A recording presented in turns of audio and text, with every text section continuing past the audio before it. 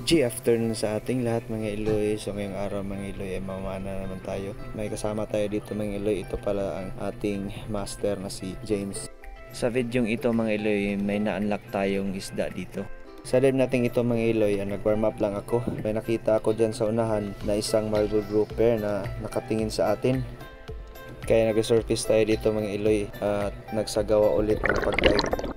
Kaya dito mga Iloy, ito na yung pangalawang dive natin. So sa pag-dive ko, nakita ko siya ulit. Lumapit ako sa kanya ng dandahan at ito yung mga sumunod na nangyari.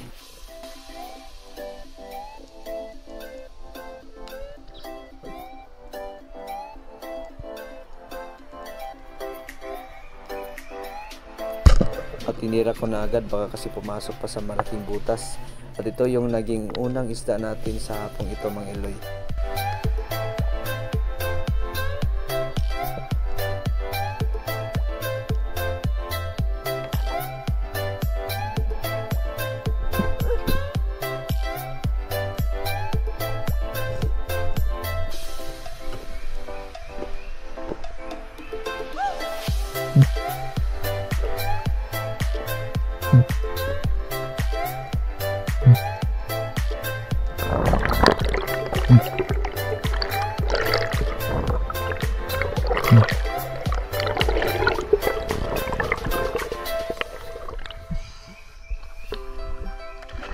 Ito pala yung na-unlock natin mga Iloy, isang marble grouper. At tinimbang namin ito mga Iloy, umabot ito ng 3 kilo.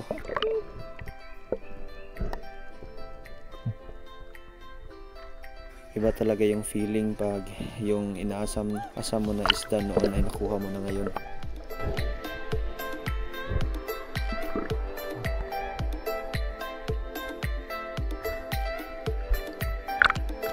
Sa dive naman natin ito mga Iloy, ito naman yung naging pangalawang isda natin.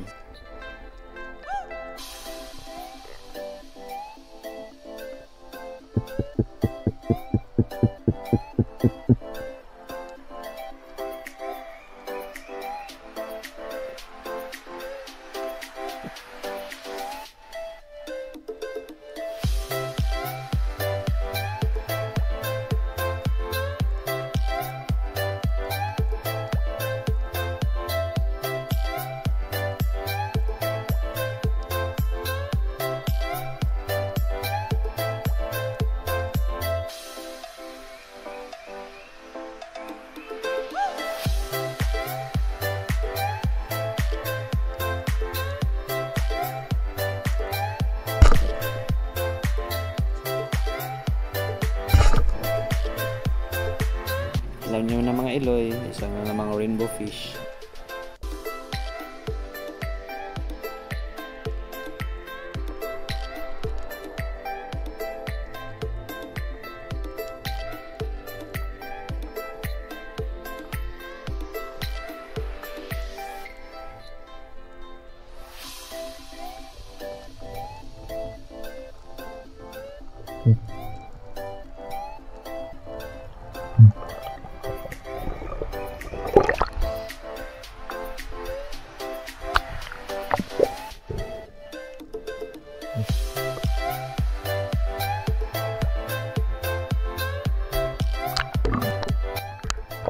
At dito mga Iloy, nakita ko si Master James, kaya lumapit ako at binidyohan ko na lang.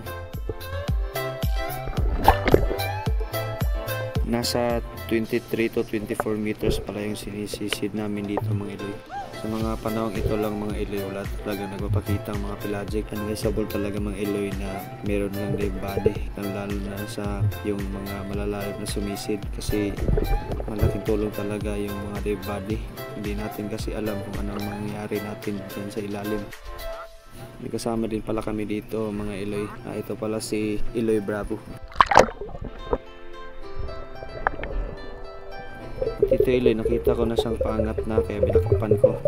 Nakita ko yung pana niya, nawala na yung bala. May natira pala siyang isang mamsa, kaya lang hindi tinamaan.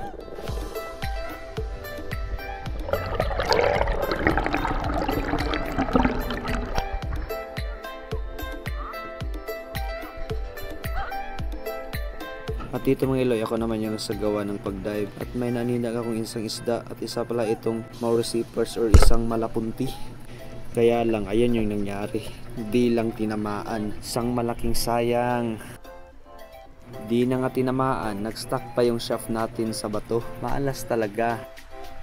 Kaya ang sabi nila, ang daling tumira, pero yung pag-recover, nako, wala ka talaga.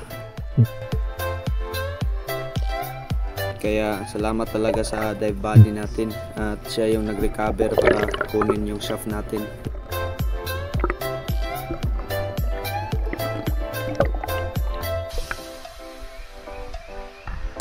At ito lahat ang ating huli ngayon mga Iloy. Nagpasya na kaming umuwi dahil malapit nang dumilim ang paligid. At maraming salamat po sa inyong lahat, lalo na po sa ating mga viewers dyan. Dive safe po sa lahat ng mga spiro at mag-ingat po tayo palagi mga Iloy.